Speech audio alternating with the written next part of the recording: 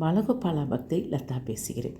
ரொம்ப நாளாக நான் இந்த ஈசிஆர் ரோட்டில் இருக்கிற ஜெயின் டெம்பிள், அப்புறம் பூரி ஜெகநாத், அப்புறம் ஹரே கிருஷ்ணா எல்லாம் போகணும்னு ரொம்ப நாளாக ஆசைப்பட்டேன். ஆனால் அது போகிறதுக்கு சான்ஸே இல்லை. ஆனால் நிறையா தடவை அந்த சைடு போயிருக்கிறேன். இந்த மாதிரிலாம் ஒரு டெம்பிள்ஸ் இருக்கும்னு நான் நினச்சி கூட பார்க்கல. இதெல்லாம் பார்த்தங்கன்னா எனக்கு அப்படியே அந்த சைடு போன மாதிரி இருந்துச்சு.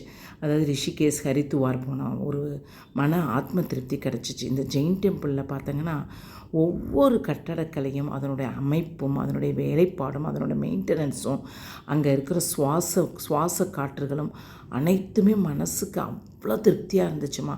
போயிட்டு அப்படியே அங்கேயே கொஞ்சம் நேரம் உட்காந்துக்கலாம் போல் இருந்துச்சு. அப்புறமேட்டு அந்த போகிற வழியிலே, அதுக்கப்புறம் இதை தாண்டி போகிற வழியிலே பூரி ஜெகநாத் போனோம். அந்த பூரி ஜெகநாத்தை பற்றி அடுத்த ஷார்ட்ஸில் போடுறேன். இது உங்களுக்கு ரொம்பவே பிடிக்கும். அதனால் இங்கே போனால் ஃபோட்டோஸ்லாம் எடுக்கக்கூடாதுன்னு சொன்னதுனால ஒரு 2-3 ஃபோட்டோஸ் மட்டும் நான் எடுத்து நான் இதை உங்களுக்கு ஷார்ட்ஸில் போட்டு, நீங்களும் அங்கே போய் மன அமைதியும் ரிலாக்ஸேஷனும் பெற வேண்டுமென்றதுக்காக இதை நான் உங்களுக்கு போட்டிருக்கிறேன். பிடிச்சிருந்தால் லைக் பண்ணவும், ஷேர் பண்ணவும். ஹரே கிருஷ்ணாமா.